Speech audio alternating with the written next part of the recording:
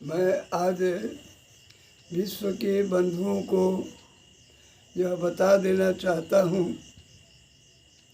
प्रकृति के साथ, वृक्षों के साथ हम खिलवाड़ न करें। आज का विषय आचार्य की ओर से यह नियत किया जा रहा है। पेड़ काट कर आज हमने अपने संसार को बिल्कुल निराशा की ओर पहुंचा दिया है। वह वृक्ष है जिसके अर्थ की जानकारी हमें प्राप्त नहीं है। हिंदी में हम सामान्य अर्थों में सबको ले लेते हैं, पर पता नहीं अंग्रेजी के लिए तो GST गुड सर्विस टैक्स कहने में आनंद मिलता है, न्यूज नॉर्थ ईस्ट वेस्ट कहने में आनंद मिलता है। वहीं अगर पूछा जाए कि श्रीमान जी वृक्ष किसको कहेंगे, तो एक समस्या खड़ी हो जाती है। सीधे कह देगा सब पेड़ होगा, लेकिन मैं उनसे 3 अक्षर का अर्थ जानना चाहता हूँ।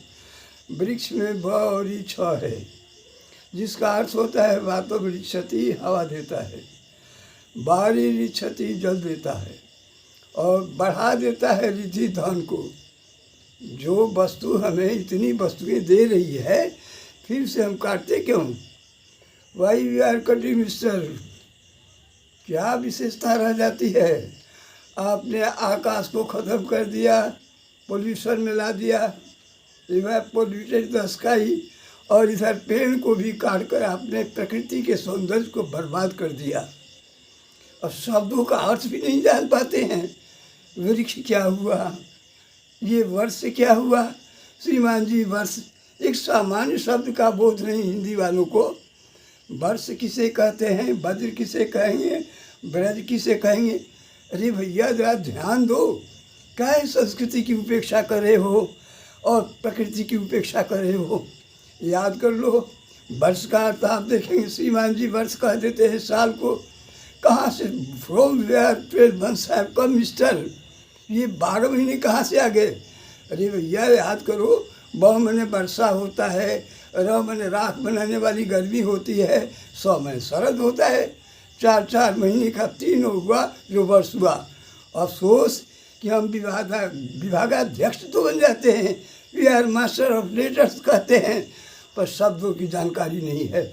माफ़ करेंगे, ऐसे ज्ञान से हमारे बच्चों को कोई कुछ प्राप्त होने वाला नहीं है।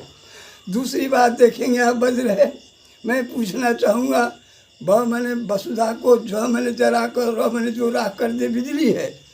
ब मैंने दूसरा अर्थ होता है बासो इंद्र, जम भासु राक्षस, र में रक्षा के लिए दधीची की हड्डी से अस्त्र बना है, जो वज्र कहलाता है। आप बंधुओं को इसका पता नहीं। कहना यह है कि प्रकृति के साथ आप खिलवाड़ करते हुए, शब्दों के साथ भी खिलवाड़ करते हुए हमारी संस्कृति और संस्कार को आपने चौपट कर डाला है। संस्कार और संस्कृति और प्रकृति के साथ कम से कम ऐसी इस तरह का खिलवाड़ न करें।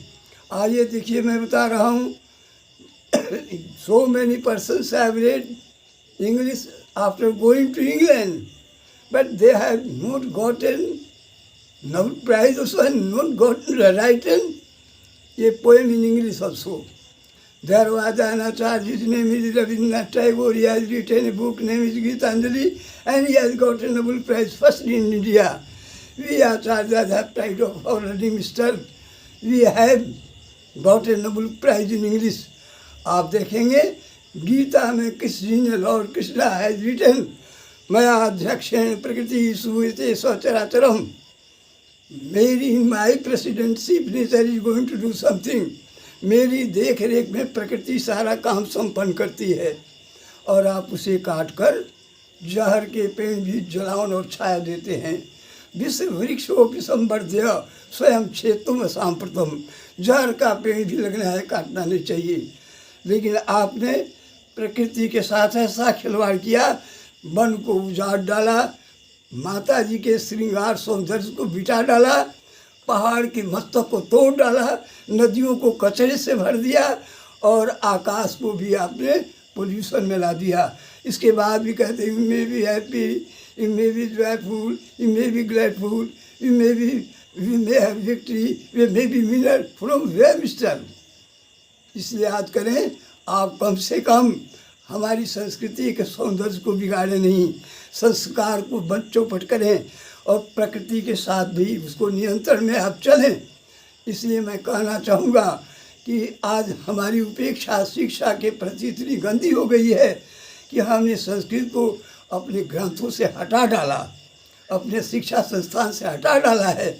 और बिना संस्कृत पढ़े, without having knowledge of Sanskrit, no one can be scholar mister. इसलिए आप अगर स्कॉलरशिप पाना चाहते हैं, विद्वान बनना चाहते हैं, अच्छी श्रेणी में आना चाहते हैं, सदाचार से रहना चाहते हैं, सत्पुरुष बनना चाहते हैं, सुयोग्य बनना चाहते हैं, प्रतिष्ठा पाना चाहते हैं, तो आप याद करें, अपने बच्चों को संस्कार दें और संस्कृति का पालन करें और प्रकृति के साथ खिलवाड़ न करें।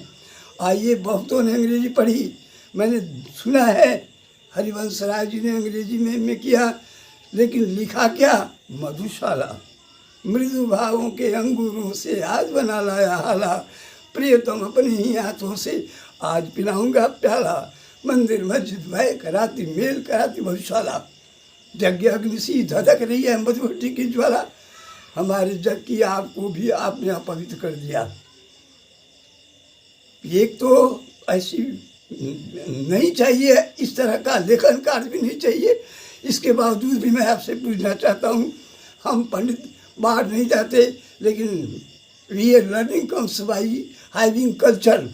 मैंने कोई अंग्रेजी नहीं पढ़ी, कोई विदेश नहीं पहुँचा, लेकिन मुझ में इतनी ताकत है अंग्रेजी में कविता करने की। Have your mind fair and free, o my mister do not cut tree, it has given us powerful brain, it is my food and it is my rain, it is my medicine, it is my grain, it is my beginning, it is my end, how to live and how to sing, how to eat and how to be king, the rays of the sun are playing with words, oh my mister, cutting of the tree would be our curse। ये हम पेड़ काट कर अपराध करते हैं, प्रकृति के साथ खिलवाड़ करें। इसलिए आइए, आप पूर्ण काम बने, और पूर्ण काम का अर्थ होता है, आप यहाँ भी एक शब्दों का प्रयोग करें, पूर्णयति निखिलं कार्यम, वही पूर्ण है। पूर्णात् पूर्णमादाय पूर्णमेवावशिष्यते। अब पढ़ते तो जरूर गीता है, लेकिन पूर्ण का अर्थ बोध नहीं होता है।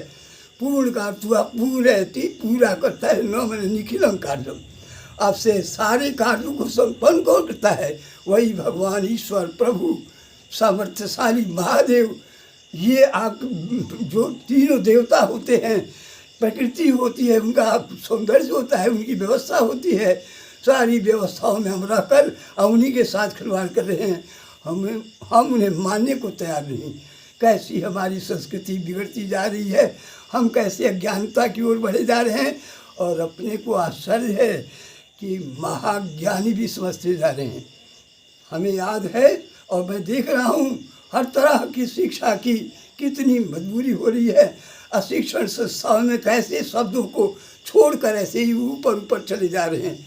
एक भी मूल शब्द का अर्थ किसी को मालूम नहीं हो पाता, और वो विद्वान बनने का बहुत लकीर लेकर आगे खड़ा रहता है।